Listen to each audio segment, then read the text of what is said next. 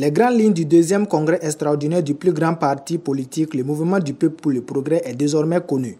Il s'agira entre autres du renouvellement de l'organe dirigeant afin de redonner une autre dynamique au parti. Il se susurre que Simon Compaoré, l'actuel président, pourrait céder sa place.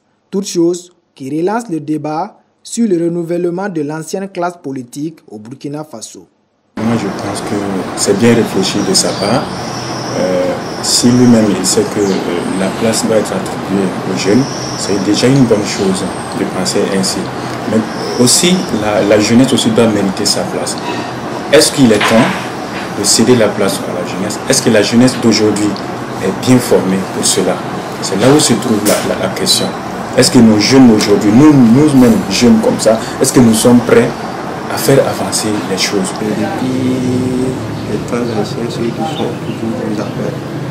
Donc nous, on trouve que nous devons laisser la place pour la jeunesse aussi et s'affirmer. La jeune génération devrait certes prendre la relève, mais il faudrait un appui inconditionnel des anciens pour guider cette génération à la prise des grandes décisions.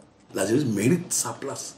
Il y a des jeunes très compétents au sein du MPP comme au sein de toute la classe politique burkinabé qui peuvent faire des merveilles. Donc, il va de soi qu'après un certain nombre d'années, plus de 30 ans, disons depuis même avant la révolution, ils sont tous au pouvoir.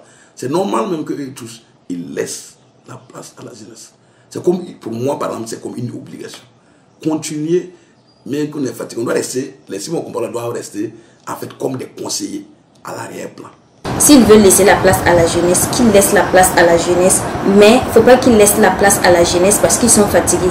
Il faut qu'ils forment la jeunesse avant de laisser la place à cette jeunesse. Ce renouvellement intervient dans un contexte où le pays s'apprête à aborder les élections locales prévues pour se tenir en mai 2022.